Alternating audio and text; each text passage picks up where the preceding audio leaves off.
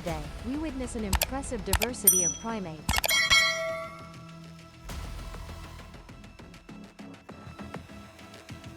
From gibbons swinging in dense canopies to powerful gorillas walking on the ground. But in such a rich animal world, humans are unique in possessing developed language. The ability to strongly impact the environment and build civilization. It raises questions if humans evolved from a common primate ancestor. Why didn't all other primates also evolve into humans? This question is not only interesting but also opens a door leading us into the wondrous world of evolution. A story millions of years long, full of surprises, with mistakes and unexpected turning points. A major misunderstanding about evolution. Before delving into the big question, we need to clarify a common misunderstanding. That humans did not evolve from the apes or gorillas you see in zoos today. If you ever thought our ancestors were mischievous chimpanzees swinging from trees, sorry, the story isn't that simple. Instead, imagine evolution as a giant tree with countless branches. Modern humans, gorillas, chimpanzees, and gibbons are all separate branches. Grown from a common trunk, an ancient primate that lived millions of years ago. We are not direct descendants of each other, but distant cousins, each having followed its own path through time. That common trunk, scientists call the last common ancestor, probably lived about 7 to 10 million years ago. From there, the branches began to split. One branch led to modern humans, another to gorillas, and yet another to gibbons. Each branch adapted to its own environment, faced its own challenges, and developed unique traits. Therefore, don't think that gibbons or chimpanzees are less evolved than us. They just evolved differently, suited to their own lives. So, what is evolution really? If you think evolution is a race where humans cross the finish line to become champions, then we need to shift our perspective a bit. Evolution is not a straight line with humans as the destination, nor is it a process with a clear goal. Instead, it's like a game of chance, where nature rolls the dice and experiments endlessly. The main mechanism of evolution is gene mutation, small and random changes in an organism's DNA. Most of these mutations lead nowhere, they quietly appear and disappear unnoticed. But sometimes, a mutation accidentally provides an advantage, maybe longer legs to run faster from predators, or thicker fur to withstand the cold. If that advantage helps the organism survive and reproduce better, the mutation will be passed on to the next generation. This is natural selection.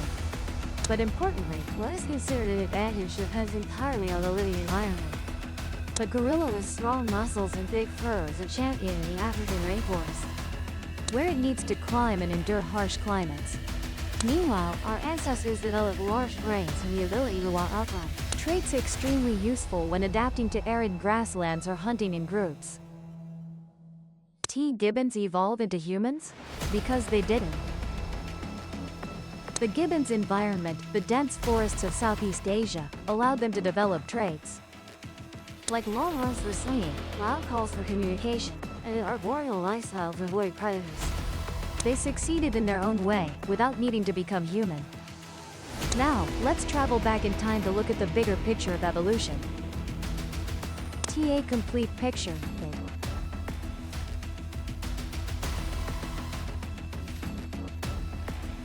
Scientists estimate that the common ancestor of humans and chimpanzees split into two branches about 7 million years ago. From there, the branch leading to humans underwent a series of major changes.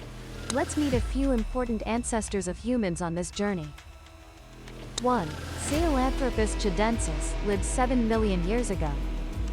One of the earliest candidates for the role of our ancestors. This species had a small skull, but some features suggest it may have walked upright, the first step on the path to becoming human.